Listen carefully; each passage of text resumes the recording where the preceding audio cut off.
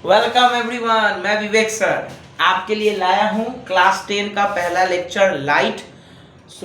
आपका स्वागत है वीसीसी फिजिक्स फन में। चैनल को सब्सक्राइब करें, बेल आइकन को प्रेस करें और नोटिफिकेशन ऑन करें और ज़्यादा से ज़्यादा व्यूज देख के हमको मोटिवेट करें ताकि मैं अच्छे से पढ़ाऊंगा।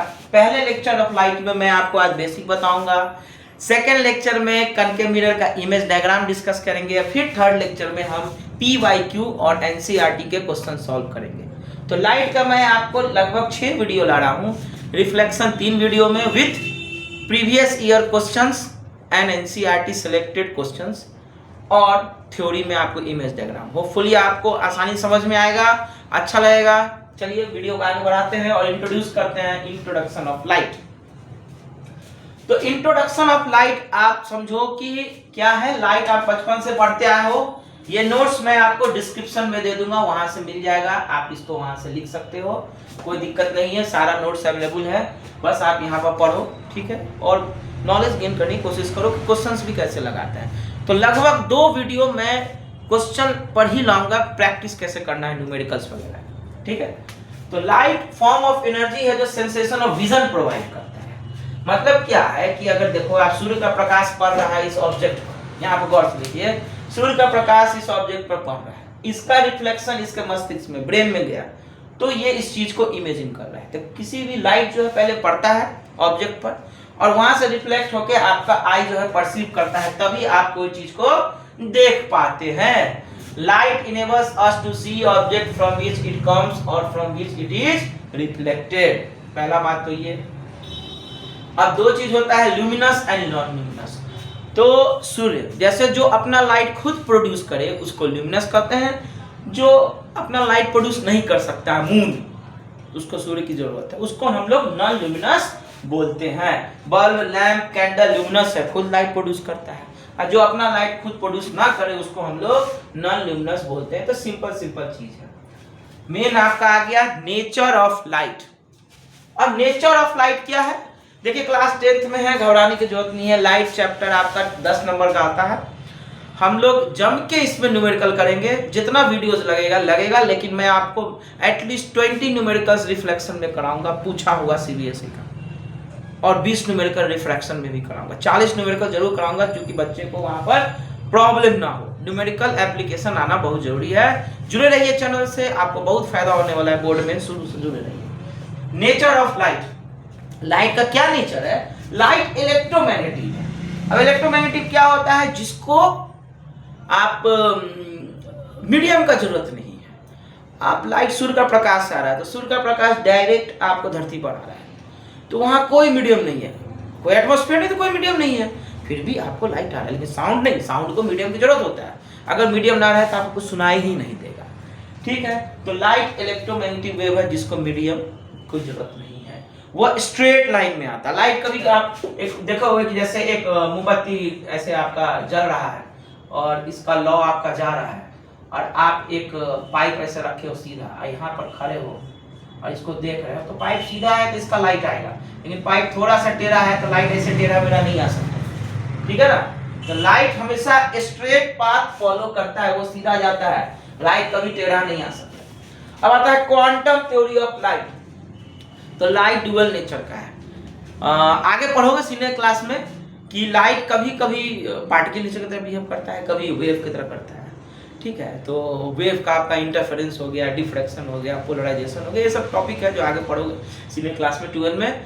और पार्टिकल नेचर आपका रिफ्लेक्शन हो गया, रिफ्रैक्शन हो गया।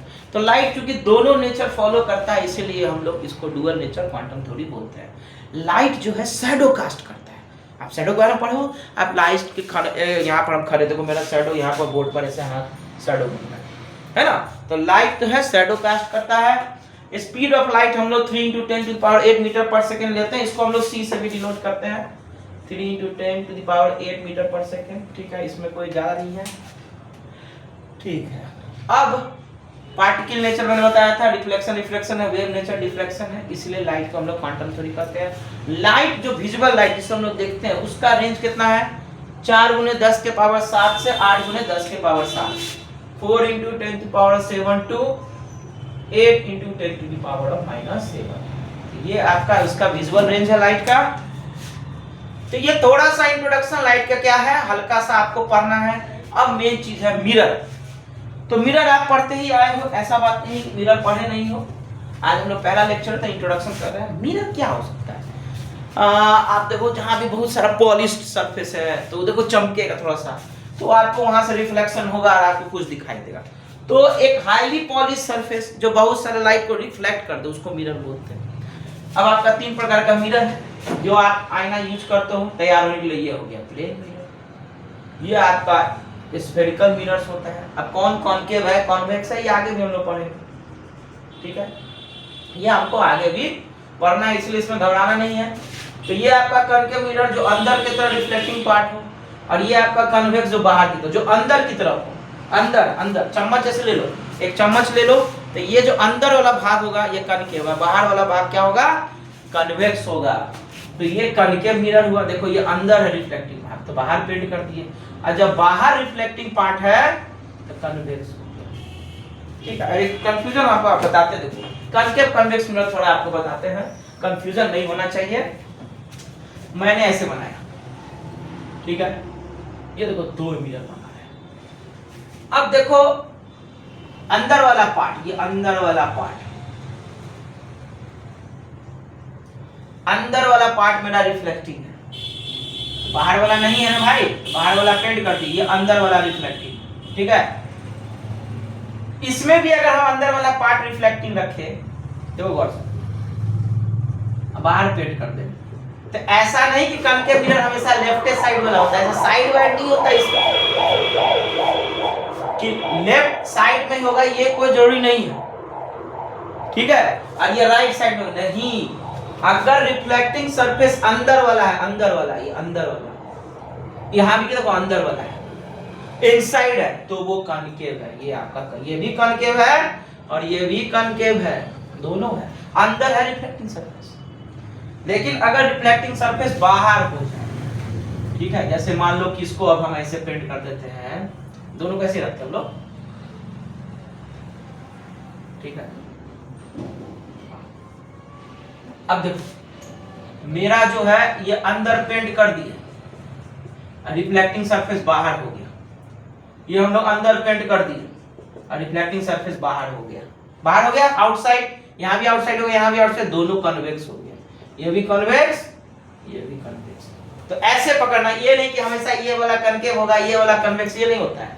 रिफ्लेक्टिंग सरफेस देखते हैं, अंदर इधर भी है, अंदर इधर भी है, कनकेव, बाहर अगर है तो कन्वेक्स है। तो ये कंफ्यूजन होता है बच्चों को, तो ये कंफ्यूजन नहीं होना चाहिए। कन्वेक्स कनकेव क्या है, तो ये आपका 3 टाइप का मिरर है। आगे बढ़ते हैं। अब रिफ्लेक्शन ऑफ लाइट, तो आप लोग बचपन से पढ़ते आए हो, बाउंसिंग बैक ऑफ लाइट किसी भी मिरर सरफेस से। अब इसका लॉ को हम लोग समझते हैं। अच्छा, रिफ्लेक्शन क्या, विदाउट चेंज इन मीडियम, एक मीडियम में आएगा उसी मीडियम में जाएगा, उसी को हम लोग क्या करते हैं, रिफ्लेक्शन। नोट्स आपको मिल जाएंगे, प्रोवाइडेड हो जाएंगे, उसके लिए टेंशन नहीं लीजिए, हम डिस्क्रिप्शन में दे देंगे, आप यहाँ पर इसको देखिए, बस पढ़िए। रिफ्लेक्शन ऑफ पाथ जो जाता है मीडियम में, कोई चेंज नहीं होता, कोई मीडियम में चेंजेस नहीं होता रिफ्लेक्शन में, ठीक है।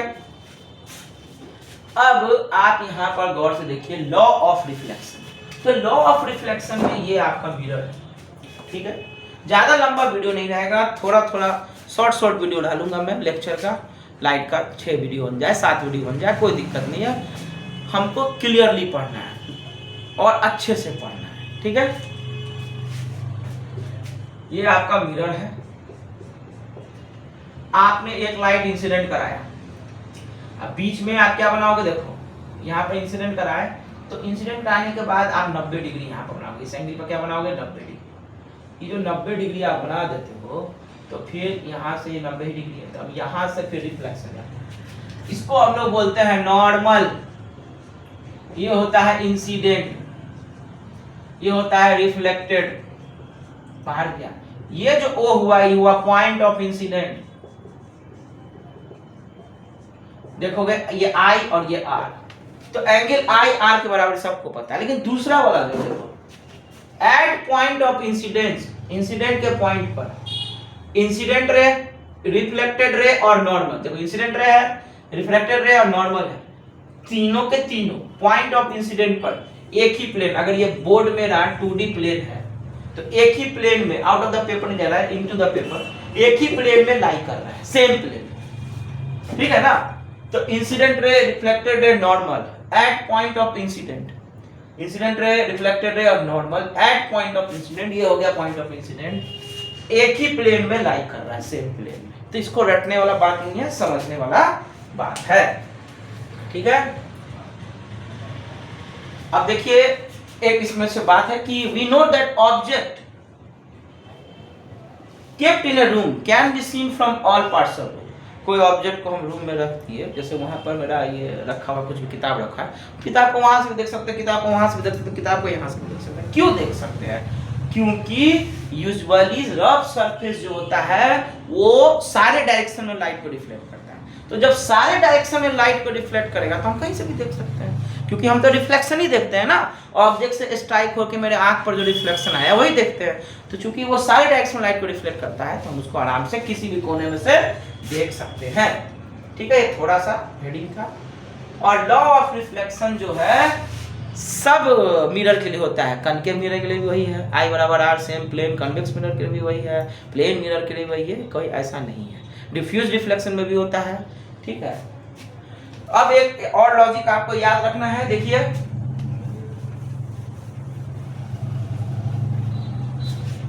इस लॉजिक आपको क्या कह रहा है कि जब आप एक मिरर है, मिरर पर आप सीधा लाइट ऐसे नॉर्मली डालें 90 डिग्री पर डालें तो उसी पाथ पर रिफ्लेक्ट हो जाएगा, क्योंकि जब आप नॉर्मली डालोगे तो नॉर्मल क्या बनाओगे, कुछ नहीं बनाओगे ना, तो उसी पाथ पर रिफ्लेक्ट होगा।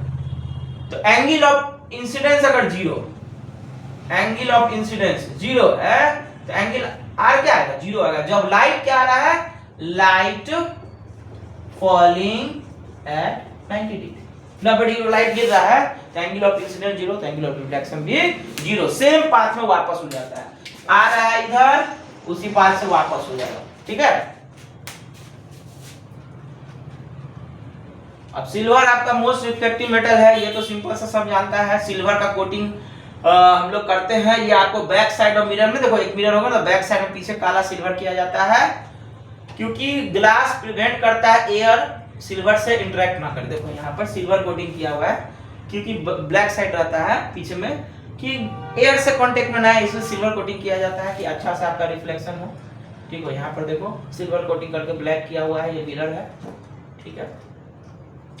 अब मेन चीज है, हम लोग देखो आज जो लगभग पढ़ेंगे प्लेन मिरर तक हम लोग पढ़ेंगे, और रिफ्लेक्शन ऑफ कर्व सरफेस में फोकस, पोल, कर्वेचर, ये सब क्या होता है इसके बारे में हम लोग पढ़ेंगे। और कल जो हम लोग पढ़ेंगे वो रूल पढ़ेंगे और इमेज डायग्राम कनकेव मिरर और कन्वेक्स मिरर का पढ़ेंगे।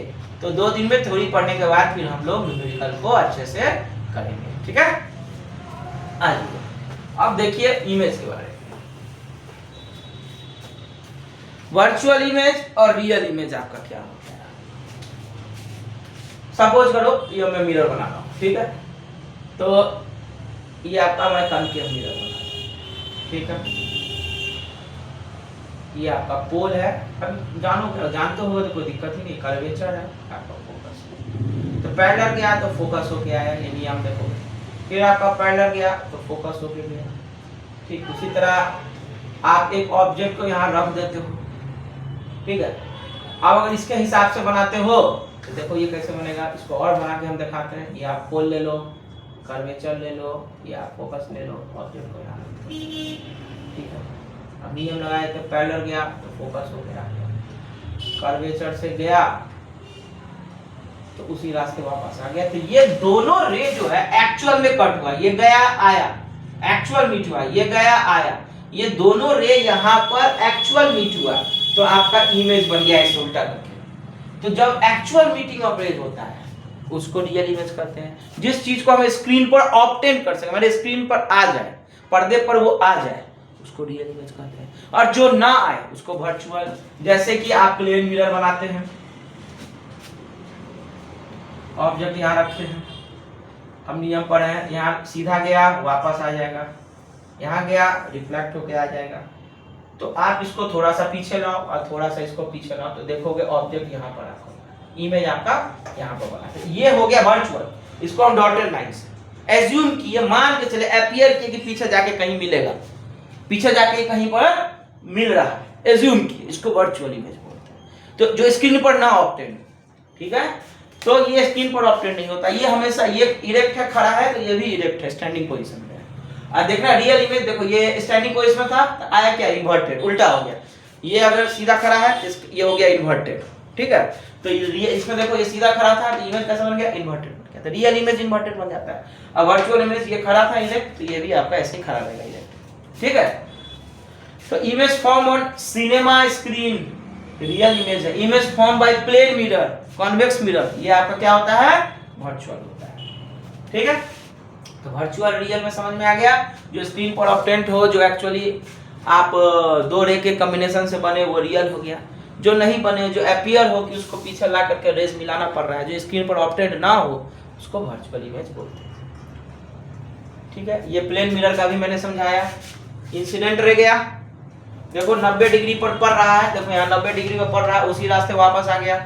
एक यहाँ गया आपका रे, लॉ ऑफ रिफ्लेक्शन से वापस आ गया, इसको थोड़ा सा आगे बढ़ाएं, इसको थोड़ा सा आगे बढ़ाएं, तो आपका प्लेन मिरर का इमेज यहाँ पर बन गया। तो इमेज डायग्राम प्लेन मिरर में आप क्या देखोगे, एक चीज कि ये जो ऑब्जेक्ट है, ये मिरर है, यहां से यहां का दूरी अगर u है, और यहां से यहां का दूरी अगर इमेज और ऑब्जेक्ट का लेते हैं मिरर का v, तो देखोगे कि u हमेशा u = v ही होता है।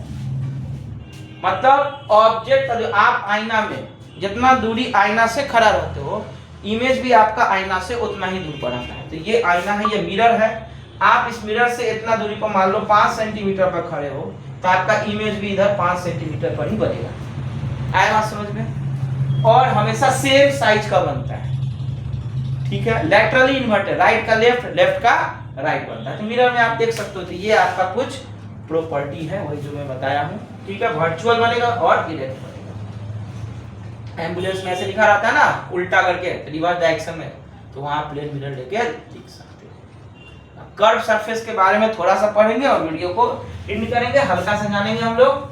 फिर कल हम लोग रूल, इमेज डायग्राम और कुछ सवाल, और थर्ड वीडियो में मैं आपको एनसीईआरटी और पीवाईक्यू के सवाल करवाऊंगा। अब आप देखो ये होता कैसे है, ये आपका है, आपका एक स्फीयर है, ठीक है। ये सेंटर है, यहां से यहां, यहां से ये वो सेंटर है, यहां से यहां आपका एक रेडियस बन गया, यहां से रेडियस बन गया। तो ये आपको काटा, ये पोल है इसके लिए, ये पोल है इसके लिए। मैं इसको बीचों बीच अगर काट दूं, ठीक है भाई, बीचों बीच हम काट दिए, ठीक है, बीचों बीच हम काट दिए, ठीक। अब देखो, अगर मैं रिफ्लेक्टिंग सरफेस, ये जो काटे हैं, अंदर की तरफ रखता हूं और बाहर पेंट कर देता हूं, अभी पहले ही बताया था, तो ये कॉन्केव हो जाएगा।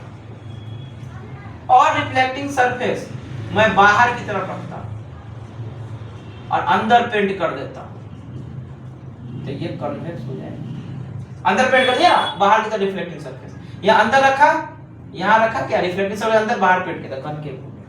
अब इसमें चीजें कैसे होंगी, तो आप देखो, ये जो O है कुछ नहीं, हमारा सेंटर है। तो कॉन्केव मिरर का सेंटर, ये कॉन्केव मिरर अब यहां से अलग से बना देते हैं, ये सेंटर हो गया, ये पोल हो गया, ये कॉन्केव मिरर है, ठीक है। सेंटर और पोल में तो क्या, ये दोनों जो हुआ, ये यहां से यहां आपका क्या हो गया, रेडियस, और इस रेडियस का आधा f r/2 focal length, focus हुआ, ये फोकस हुआ, तो यहां से यहां क्या हुआ, रेडियस हुआ। तो पोल से कर्वेचर के बीच रेडियस हुआ, रेडियस का आधा क्या हो गया, फोकल लेंथ। सिमिलरली इधर आ जाओ, ये आपका पोल है, ये आपका कर्वेचर है, तो पोल से कर्वेचर क्या हो गया, आपका रेडियस, और इसका आधा r/2। तो किसका फोकस किधर बनेगा, इसमें कोई कंफ्यूजन नहीं चाहिए। कॉन्केव मिरर का फोकस उसके आगे बनेगा, कॉन्वेक्स मिरर का फोकस उसके पीछे बनेगा, ठीक है। तो ये कंफ्यूजन नहीं होना चाहिए।